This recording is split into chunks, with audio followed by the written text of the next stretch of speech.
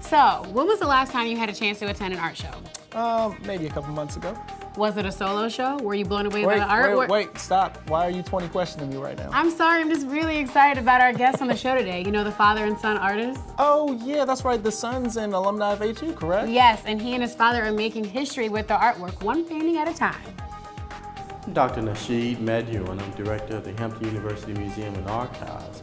And we are in the main changing gallery as we present to you Prophecy Makes History. And it's a unique exhibition, and it reflects a powerful ongoing charge and vision by Dr. William Harvey to allow the museum to serve as not only a source for cultural opportunities of learning, but a resource for students. And as we take a look at humanities and how art can reflect life and culture, we have this father and son duo with a unique gift shared between them to look at art and religion and their passion for the history of their world and their perspective. My name is Jerome W. Jones Jr., and I'm the father of Jeromyah Jones, and I'm an artist. I graduated from VCU in 1980, majoring in painting and printmaking with a Bachelor of Fine Arts degree. And this exhibit, The Art of Father and Son is a combination of my artwork and Jeromyah as well. We both have 17 pieces together, and the theme is Prophecy Makes History. And all of the artwork deals with the focus of African Americans and showing their history, some of the accomplishments they have made, as well as the prophecies that are in the scriptures. We turn the scriptures into pictures. So it's a creative way of teaching the word through art. And that's like our ministry of showing paintings that tells the stories in the scriptures. And it also has different paintings of well-known people that we have done that I've met personally. And that's a story within itself about the people we've met and the journey that we have gone on as father and son. What inspired me to be an artist, it comes from my relationship with the Heavenly Father. We use the original Hebrew name Yah, which means I am that I am.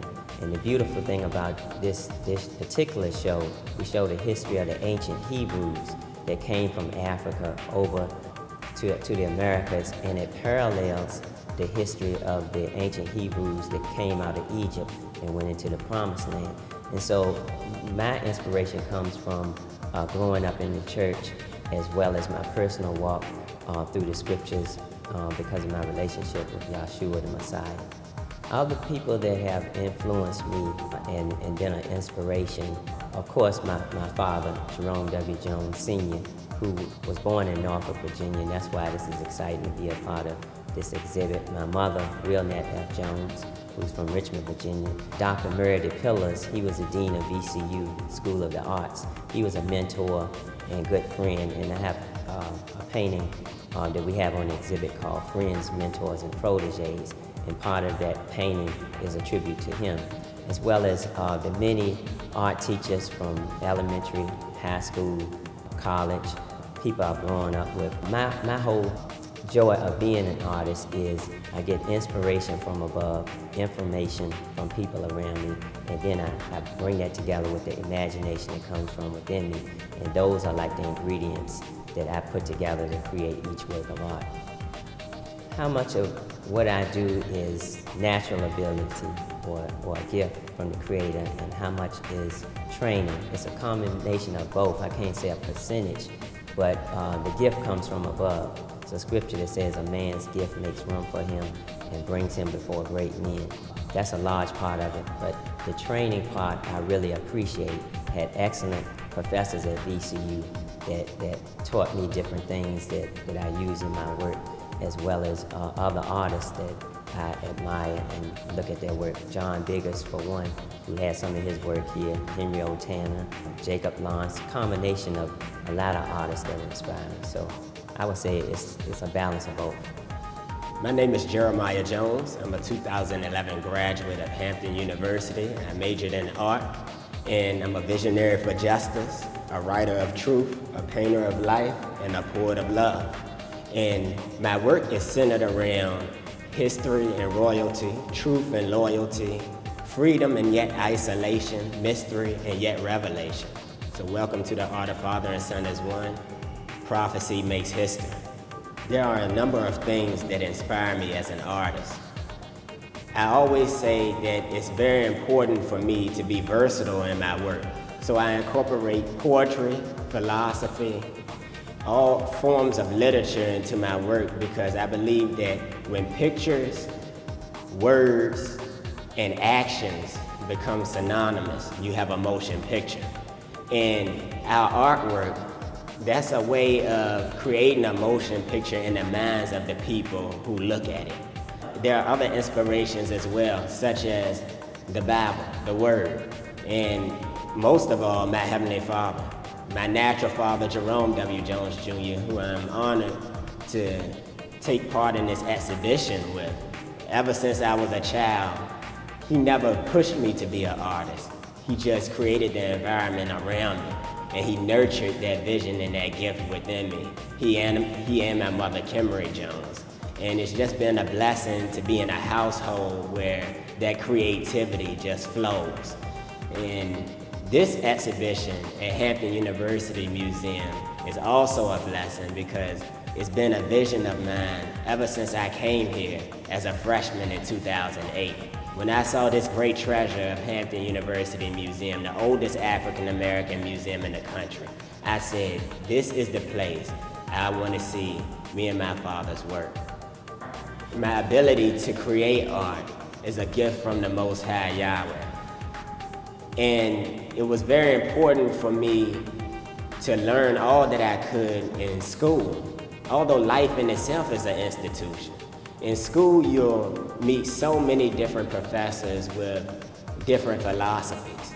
And if you can intertwine all of these things in your artistry, instead of just focusing on one thing like so many people think you have to do, then you can create something that's refreshing. But it has to be balanced. So this is what I call variety. That's my ability, Jeromyah's ability, to master and encompass all of the many great areas of art into one style in order to achieve that quintessential level of success that every artist strives to reach for.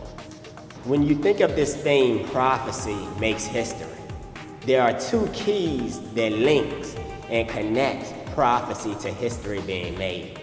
And that's faith and determination. They are the two bridges that links prophecy and history.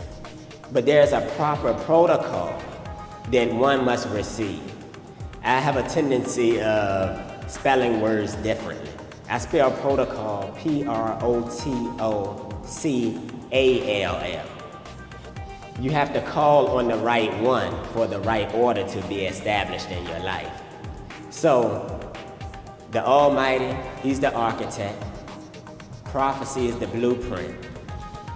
And in order for prophecy to make history in your life, or for your people, your mind must follow the guidelines. So everybody just automatically believes that as an artist, it's all about you. And my father and I, we want to break that notion, that belief that an artist has to be selfish. Every creation has to have a creator. So I have to give homage to the Most High. Many people say, how do you pay homage to the Most High? Well, as an artist, I pay homage by painting homage. That's the way I give back to my Most High, exalt His name, through the pictures that I create. Okay, now I see why you were so excited. See, I told you. We'll be right back with more from the Joneses. The View from Hampton U, bringing you in-depth interviews, cutting-edge research, amazing sports highlights, faculty and student profiles, and much more. I'm Stephanie Sutton. And I'm Joseph Walters. And you're watching The View from Hampton U. And now, back to the exhibit. This piece is entitled The Door of No Return, The Return. It's a combination of two paintings, 16 by 20 inches. And the first one, The Door of No Return, talks about the history of the Africans coming over in the slave trade back in 1619. And what I do is connect that experience and that history to the scriptures. You see Genesis chapter 15, where Yahweh told Abraham that know for a surety that your seed will be in bondage in a land that is not theirs. They will be strangers there, and they'd be afflicted for 400 years. And that nation that has you in slavery, I would judge, and then you will come out with great substance. And that's what I was sharing about our history paralleling the ancient Hebrews in the scriptures. And then you have Exodus 6, where Moses is on the mountain and he gets the word from Yahweh to deliver the children of Israel out of Egypt. And then you have Deuteronomy 28, Revelation 18, Psalm 137, Psalm 44. All these scriptures I put in this particular piece to tell you the history of our people and our experience. And then 400 years from 1619, we come to 2019, and I connect that with the prophecy that Yahweh gave to Abraham, and that will be in 6 years from now.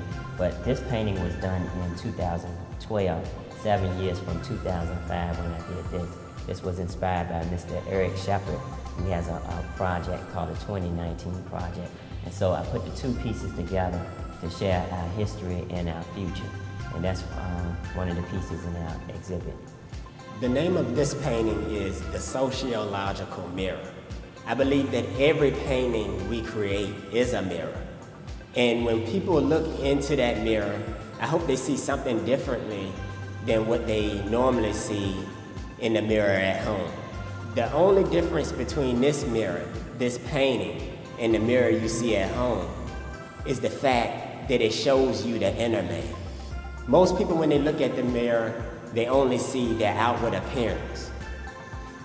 But I believe that every painting is a parable, and that parable can tell you something about yourself that's deeper than you ever knew about yourself. And that's what I do as an artist. I don't paint the whole person, I just paint the treasures in that person. So many people, especially young people, don't know what their purpose is, and a lot of times they give up on their dreams. They weren't privileged to have somebody around them that could nurture that gift, and that's why I say it's a blessing to have a father that's also an artist. But my job as an artist is to show them that you don't have to look at yourself through your flawed vision. Our natural eyes, let's just be real, they're flawed. It's a flawed perspective. So use the eternal vision in you to look at you, and then you'll see something greater than you ever expected. So in this painting, I'm showing there are 4 types of lights that are projected from the world into who we are. You have the blue light, and I'm telling this story through a young man who grows up and he has to come full circle to actually understand who he is.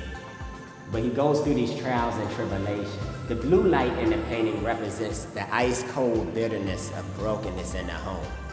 After the father and the mother breaks up, then he leaves the home and he finds another one on the street.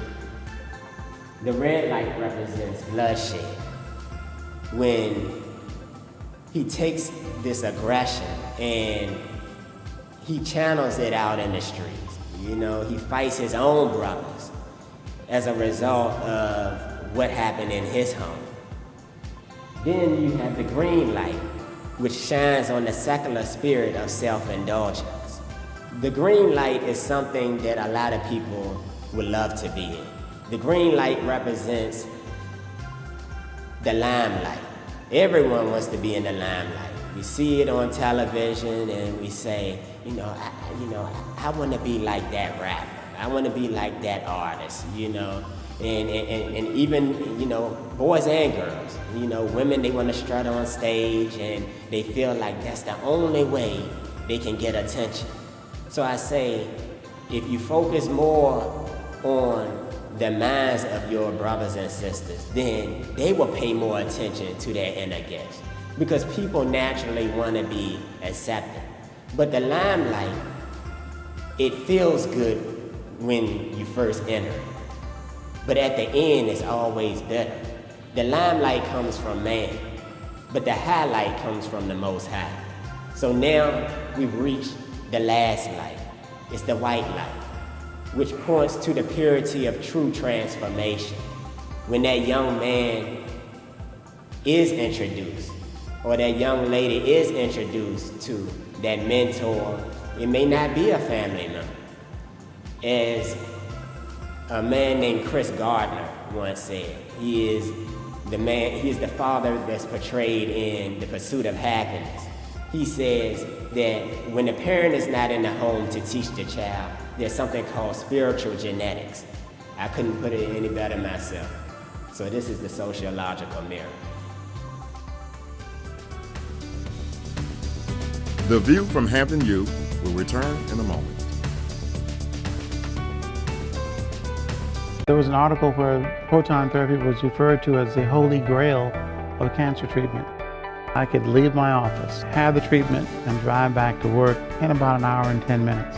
The Hampton University Proton Therapy Institute is treating prostate, brain, and other cancers with the most precise form of radiation treatment available. It was almost too easy. If you or a loved one has been diagnosed with cancer, call the Hampton University Proton Therapy Institute today. Now, back to the exhibit. There's an art to living life, just like there's an art to everything. And that art of life is inspired by loving life. The love for life is what produces art from the heart that can create new worlds. And one thing that we enjoy is being artists, especially having a son that's an artist. We have conversations about what we like to paint, who we like to meet, the goals and dreams and visions that we have, not just for ourselves, but for our family, our people, the people that we meet. It's an inspiration, and that inspiration is what fuels the artwork that we do. And that's one of the pieces that I have in the exhibit, friends, mentors, and proteges. My son and I at the table playing chess, but the chess pieces are paint tubes. And so that's our creative way of saying what we do every day. And the pillars in the background represents our way of paying homage to those friends, mentors, and proteges that have been in our lives. Yes, and I think it's so wonderful to work with my father because together we can hopefully inspire both generations, the young and the old. And I always say that I want my work to be simple enough for the child to receive it and deep enough for the academic to believe it. And that's my objective. That's our objective. We want to reach everyone, no matter what the nationality, whatever the religion is. I believe that if you sit down with a person and show them in a creative way what you believe in a loving way, then they could receive it. So that's what it's all about. Right. I believe it was last summer, my father and I were at the Raymond Neblett basketball camp in Richmond, Virginia at the Calhoun Center. And I had just finished speaking to a group of young men and women. And a little boy came up to me and said, I was able to go to your show at the Black History Museum in Richmond, Virginia. And when I looked at that work, I saw a light within it. This was a young man who I didn't think he had studied art or anything, but he saw something within it that was bigger than the sum of its parts. And that touched me. I was blessed to travel on the road with my father, meeting countless celebrities and entertainers, that he did business with. But it's just something different when you meet a everyday man or woman or a boy or girl who you can tell it changed something about the way they thought, and that's a blessing. Then my son, he has an acronym for GAME, Great Art, Music, Education, designing and redefining the game. One of the people that touched me with appreciating my artwork was Stevie Wonder. I always tell a story back in 1979, I did a 3.5 by 6 foot portrait or collage for him as a gift. And this goes back to having the faith to be able to make that connection. And I just believed one day I would meet him, and I took the painting to Washington, D.C. And long story short, we got an opportunity to meet him. He wanted me to bring the painting on stage during the concert at Constitution Hall, and we both received a standing ovation. But for someone that can't physically see, to appreciate my artwork like that and tell me how much he loved it after I explained it to him, that just, you know, I can't put that into words. And I meet people throughout my career that say I was there that night when you presented that picture to him, painting to him on stage, December 4th, 1979. So that's like prophecy making history. It was a historical event for me, but I had to believe it would happen before I even started the first brushstroke on that canvas. I was blessed to be commissioned to do artwork for the heavyweight champion of the world, Evander Holyfield. I've also been commissioned to do artwork for LeVar Arrington, who played for the Redskins and the Giants, New York Giants. Also was commissioned to do artwork for Michael Vick. It's just been a blessing. It's been a faith walk. And other people I've met, like in this show, Alex Haley, the president of Liberia, Martin Luther King III, Dorothy Height, Shirley Chisholm, Earth, Wind and Fire, the Commodores. The list goes on. Grover Washington Jr. I got the opportunity to share my portfolio with Michael Jackson and his brothers when they came through Richmond, Virginia. And one of the beautiful things that he said, just looking at the portfolio, he said, people need to see this. And so that's another way of saying I appreciate what you do, and I appreciate the gifts of those that I meet every day. One of the blessings that I love is being able to meet people from all walks of life, and I try to share a piece of my artwork with them. We have prints of our work that we give out just as a way of giving back, and so it's all a blessing. Yeah, and when I was 3 years old, twice I had the opportunity of meeting Muhammad Ali, you know, the greatest athlete in my opinion. And the reason I say this is because he was not only good at what he did, but this was a teaching for me as well. You know, we don't have the same spiritual beliefs, but I can always take the best out of a person and apply it to my life. He fought for something he actually believed in, as opposed to what you see today. So many celebrities and entertainers, they're just so amused with, like I said, the limelight, that they don't feel it's an obligation to share a truth to the people that look up to them. You know, there are so many social ills today, and it's just about using that platform to speak up when you know something may not be right, you know, when you know they need something more. So people like Muhammad Ali, they were inspirations. And in my artistry, I always say that it's important for you to receive the message in the story so you can understand the magnitude of his glory. You know, Steph, I was thinking maybe there's an artist inside of me somewhere. Maybe I should try painting. You know, I could be the next Basquiat, Picasso, maybe. No. Let's just let the naturally gifted artist handle doing the artwork.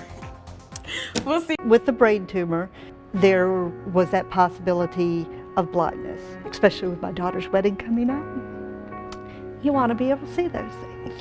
The Hampton University Proton Therapy Institute is treating prostate, brain, and other cancers with the most precise form of radiation treatment available. It is the absolute best way to go. If you or a loved one has been diagnosed with cancer, call the Hampton University Proton Therapy Institute today. Join us next week for another exciting episode of The View from Hampton U.